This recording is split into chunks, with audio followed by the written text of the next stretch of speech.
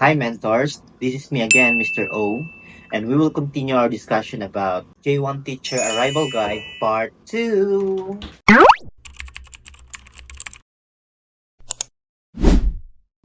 Na-discuss na natin sa Part 1 kung ano ang pwede nating asahan upon arrival sa airport at mga posibleng activities sa ating visa sponsor orientation. So ano nga bang first step? Let's review. First step is to process your SSN or Social Security Number. Sa part 1, discuss natin kung bakit mahalaga na i-process agad ito at kung bakit dapat bilisan ang pag-process ng ating SSN. Kung hindi nyo pa napanood, I will attach the link of the part 1 below. Let's proceed to part 2. Preparation for essentials and adjusting here in United States. Dahil it will take more than 1 week bago dumating ang yung SSN through mail, ano nga ba mga bagay na dapat nyong gawin while waiting? I remember the first time nung punta kami sa aming apartment after our orientation in the district. Talagang blanco yung apartment namin. Walang gamit. So I remember that we slept on the floor na may cartoon. Then nilagyan lang namin ng kumot sa taas. At habang kumakain kami, nakatayo kami kasi wala kaming chairs and tables at that time. So talagang napakahirap. But on the next day, we asked our transitional advisor kung pwede niya ba kaming dalhin sa pinakamalapit na grocery store. So, ang pinakasikat na pwedeng bilhan ng grocery at gamit dito sa US is Walmart and Target. So, nakakatuwa guys kasi after 1 week, nakabili na kami ng bigas. Yes, finally, nakabili kami ng bigas. So, iba pa rin kapag nakakain ka ng bigas, no? Tatak Pinoy. So, we bought our rice in the international section in the Walmart.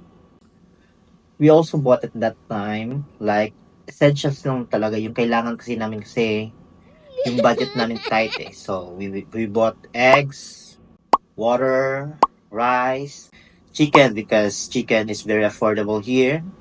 And we also bought higaan and chairs and tables kasi kailangan namin umupo. And also, I forgot, kitchen utensils. Sa bed, bumili lang kami ng airbed mattress kasi wala talaga kaming pera nun at that time. So, for the meantime, airbed mattress muna kasi it's more affordable than buying talagang yung bed. So imagine a bed for a single person will cost you $88.88 plus hindi pa kasama yung bed frame. Yung bed frame will cost you also $39.99 sa Walmart. So ang total is $128.87. So malaki-laki din yun. Kung convert natin sa pesos, it will cost you 7,216 pesos. Well, the airbed mattress will only cost you $12.60. So, ang laking diferensya. I think, nasira yung airbed mattress ko around like 10 months before siya nasira. So, talagang nagamit talaga namin in a long period of time. So, bumili din kami ng maliit na table and chair para hindi na kami mahirapang kumain. At the same time, meron na kaming table for doing schoolworks. Take note, mentors, na hindi available si TA everyday. Kaya, bilhin nyo na ang dapat nyong bilhin at puntahan nyo na ang dapat nyong puntahan on that day. On the next day, if your TA is available, ask your TA kung pwede ba kayong samahan sa inyong assigned school. Yay! So, while traveling with your TA, observe your TA kung paano siya magmaneho sa daan. Dahil may pagkakaiba sa mga traffic rules sa US road and Philippine road. Ito rin ang time nyo na mag-ask questions about US sa inyong TA. But take note, avoid political and religious topic all the time. Isa pa sa maipapayo ko, when you go to your assigned school at that time at hindi pa nagsisimula yung klase, you are not allowed to enter your school. They will charge you trespassing. So, you need to have permission from your district or principal before ka pwedeng makapunta sa inyong school. But in my case, since my transitional advisor is the son of my principal, so at the time na nag-decide kami mag-travel sa school ko, so the principal toured me in the campus, in the school, and kung saan room ako magtuturo.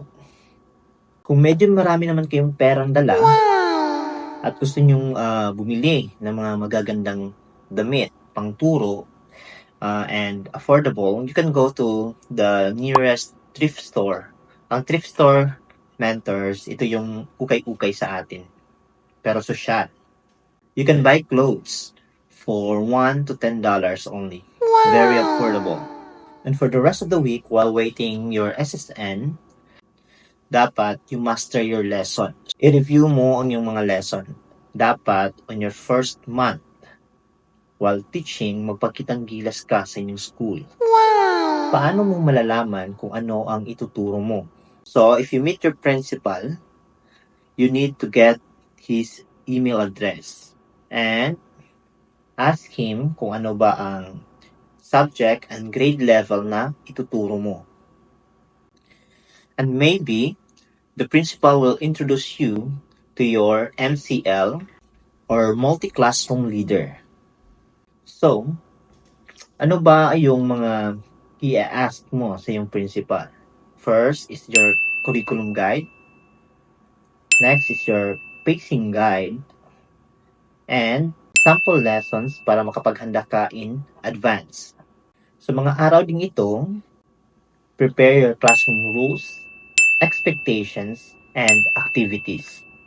I will make a separate video about what to do and what to prepare in the first week of the class for the school year. Lastly, check your mail often. Dahil minsan may mga case na 5 days lang, makukuha mo na ang iyong SSN. Minsan matagal, minsan mabilis. Kapag nakuha mo na ang iyong SSN, inform your transitional advisor immediately para makaproceed ka na for step 3. I will discuss the step 3 in my next video. Kung may mga tanong kayo, just comment in the comment section and sasagutin natin lahat yan. Thank you for watching mga commenters and welcome to USA. Bye-bye!